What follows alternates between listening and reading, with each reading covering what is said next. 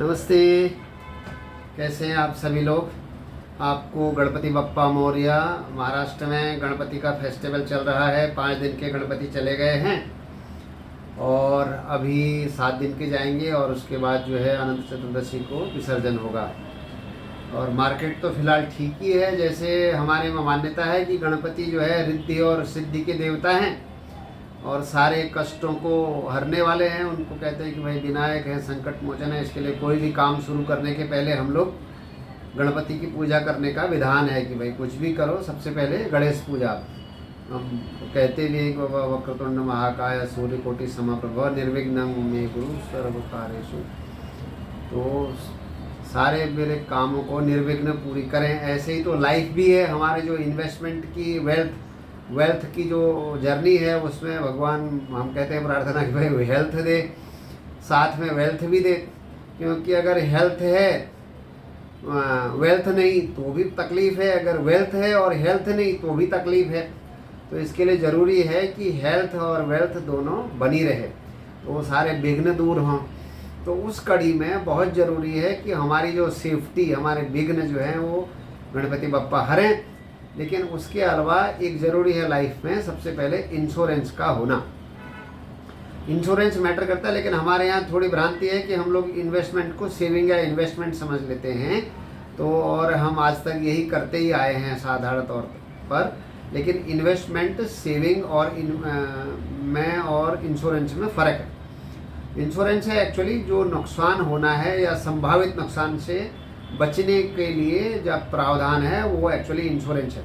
वो लाइफ का हो सकता है कि चलो आज मैं अर्निंग मेंबर हूँ, फैमिली का कमाने वाला हूँ, तो अगर मेरे जाने से मेरी इनकम लॉस हो गई तो परिवार को आगे कैसे चलेगा। तो उसकी जो इनकम का लॉस है वो इंश्योरेंस हर किसी का होना चाहिए जीवन में। जीवन बीमा वो टर्म इंश्योरेंस के रूप में होना चाहिए क्योंकि उसमें कम पैसे लगते हैं और आपको जो आपका मूल मकसद है नुकसान से कवर करना लाइफ को, वो हो सकता है। तो उसमें किसका कितना होना चाहिए, कैसे होना चाहिए, वो थोड़ा कैलकुलेशन का और हर पर्सन टू पर्सन डिफ़र करता है। उसके लिए आप संपर्क करें तो उस पर बातचीत हो सकती है।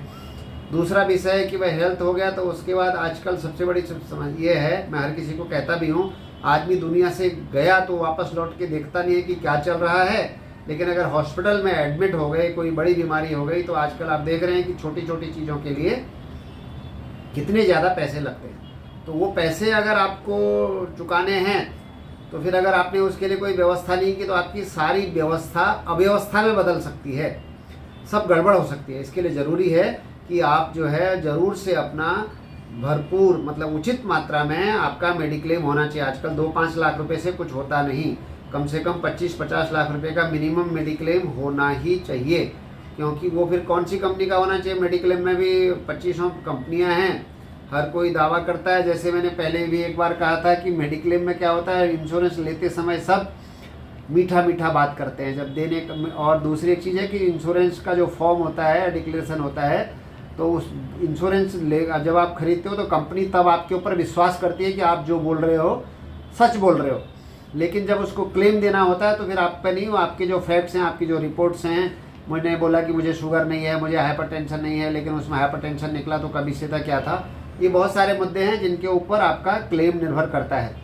तो कंपनी कौन अच्छी है कौन बुरी है ये हम ऐसा नहीं कहते। हर कंपनी में अपने अपने यूएसपीज होते हैं। लेकिन किसके लिए क्या उचित है, क्या एज है, सीनियर एज में है कि यंग एज में है। यंग एज में बहुत सारे ऑप्शन उपलब्ध हैं, लेकिन जैसे जैसे आप सीनियर होते हैं, क्योंकि एज रिलेटेड बीमारियां होने की संभावनाएं रहती हैं, तो आपको बहुत चूजी होना पड़ता है। ऐसा इंश्योरर चुनें जो नॉर्मली आपको क्लेम दे और आपकी पॉलिसी को कंटिन्यू रखे। क्योंकि साधारण तौर पर जो मेडिक्लेम है वो 1-1 साल का कॉन्ट्रैक्ट होता है। 1 साल के बाद ख़त्म। तो बहुत सारी इंश्योरेंस कंपनीज देखती है जहाँ पर प्रीमियम से ज़्यादा क्लेम आ रहा है तो किसी न किसी बहाने से आपके क्लेम को रिजेक्ट करती हैं और पॉलिसी ये पॉलिसी रिन्यू ना हो या रिन्यू करने से मना भी कर सकती है। तो आपको वहाँ पर थोड़ा, यही सबसे बड़ा फैक्टर यही है। मैं लोगों को बोलते हैं, मेरे से जब बातचीत होती है, अरे उसका सस्ता है इसका सस्ता है। इंश्योरेंस में सस्ता महंगा कुछ नहीं होता। अगर आप 10,000 प्रीमियम कम दे रहे हैं और क्लेम में आपको 2-3 लाख रुपया कम दे रहा है या हरेसमेंट हो रहा है, तो 10,000 ज़्यादा दे करके आप ऐसी कंपनी के साथ रहें जहाँ पर आपको क्लेम में परेशानी ना हो, क्लेम पूरा मिले। क्योंकि जब क्लेम का समय तब आएगा जब आप हॉस्पिटल में होंगे।